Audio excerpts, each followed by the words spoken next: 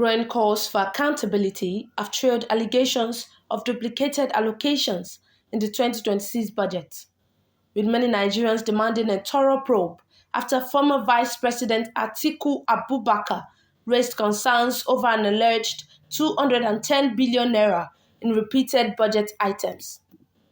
The former vice president, in a statement, called on the National Assembly to launch a forensic investigation into the 2026 Appropriation Act, following the alleged 210 billion naira in duplication and overlapping budget allocations. Atiku described the budget as lacking transparency, raising concerns over repeated project allocations and the sharp increase in funds set aside under the service-wide vote.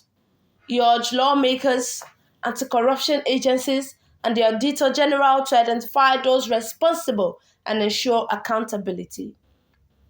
In a different development, the former Fidelity Bank chairman, Mustapha Chike Obi, has described the federal government's target of growing Nigeria into a $1 trillion economy by 2030 as unrealistic. Speaking in a television program, Chike Obi said it is unrealistic to expect Nigeria to record such rapid GDP growth when the country is still struggling with poor electricity, inadequate infrastructure, and shortage of skilled workers.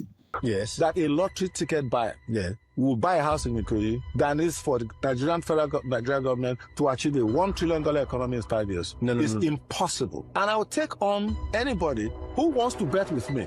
It is a guarantee from Mustapha Chike Obi that we will not have a $1 trillion economy.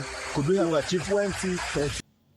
Chike Obi added that Nigeria's highest adjusted GDP growth between 2023 and 2026 has remained below 4%, arguing that it is impossible to make policies based on expectation of achieving 25% GDP growth. If China couldn't do it, if America has never been able to do it, in the reconstruction of Europe, where all resources were devoted to growing GDP after the disastrous Second World War, they couldn't do it. It is foolhardy for in Nigeria with no electricity. We don't have infrastructure.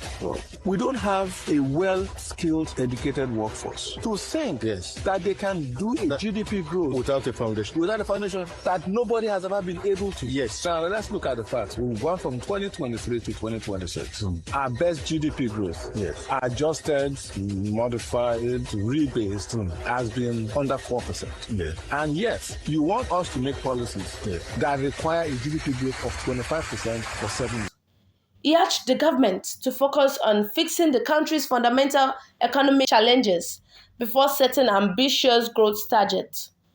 The call comes amid growing public concern over government spending as many Nigerians continue to grapple with high cost of living as well as instability of the economy.